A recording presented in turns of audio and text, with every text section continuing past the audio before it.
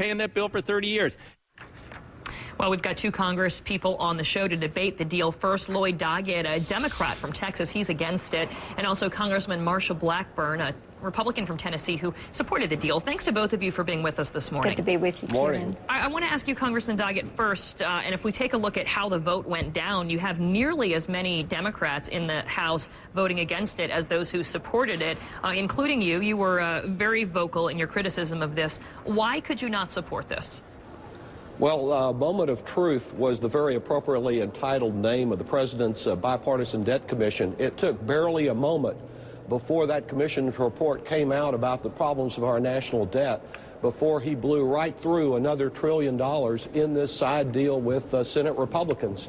I think you can talk about cutting taxes, and that's great. We all like less taxes, but this came at an immense cost, and with the efficiency of our essentially having stood at the front of the Capitol and shoveled cash out. That's about as efficient as job producing as some of these provisions in this bill are. Congressman Doggett, though, I mean, when we look at it, I want your take on this. Are average Americans better off today because this passed? Well, I think that average Americans, I think about it in my area in Central Texas, the average Central Texas family, the median income of a Central Texas family for an entire year is less than what the top 1% will get in a tax cut here. That won't produce jobs, but it will add an immense amount of debt with our borrowing from the Chinese and others that we'll eventually have to pay. If you say it's our money, it certainly is, but it's also our debt, and now we have much more of it. I think if you increase the debt and you don't have a good job-producing program, that's a real problem. And then there's the serious problem that I talked about in this debate of Social Security. A major step was taken yesterday to undermine Social Security. That's why the National Committee to Preserve Social Security said this bill was a disaster. And for Social Security, unfortunately, it is. Well, Congresswoman Blackburn, I want to get your take. We know that the bill costs $860 billion. About $800 billion of that is in tax cuts. The $60 billion is extending unemployment benefits, as well as other things. When are we going to see budget cuts that offset some of this? Because right now, we have the sweeteners, but not necessarily the pain. Karen, I think it is so important that we realize this. First of all, this is the American taxpayers' money. Yesterday, what we did was to extend the Bush-era tax cuts. And you know, and as you have said, this is letting taxpayers keep their money. This is money they are not going to send to Washington. If you send the money to Washington, they're going to spend that money. Now, what we have seen the Democrats and Speaker Pelosi do is to up that spending. When she took the gavel, the federal debt was about $8.5 trillion, and now it is about $13 trillion. So what we're going to do come January 5 is reset those spending levels back to the 2008 spending levels, and then begin a process of across-the-board spending reductions.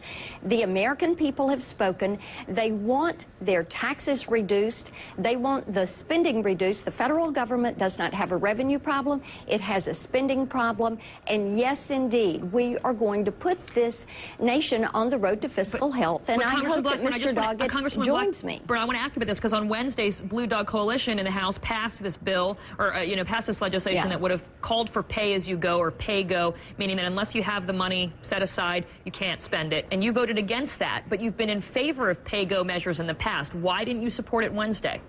Because we need to implement cut and go. You need to be cutting things, and that is an important step for us to take.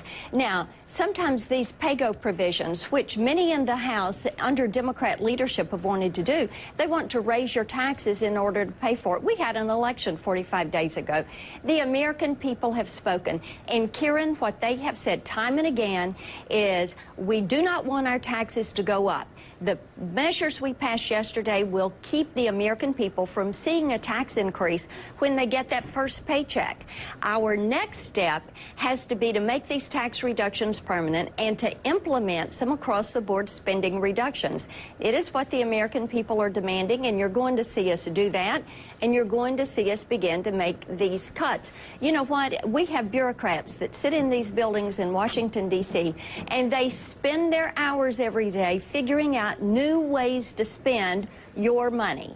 It is time for us to change that. We have to make certain that our government is more efficient and that it is spending less, and the American people are going to hold us accountable for taking those steps. Well, we'll have to see what happens because, as both of you acknowledge, the deficit is huge, and as we know, we still don't necessarily have a budget for next year correct. either yet. So a lot of work to do still ahead. Congressman Lloyd Doggett and Congresswoman Marsha Blackburn, thanks for your time this morning. Thank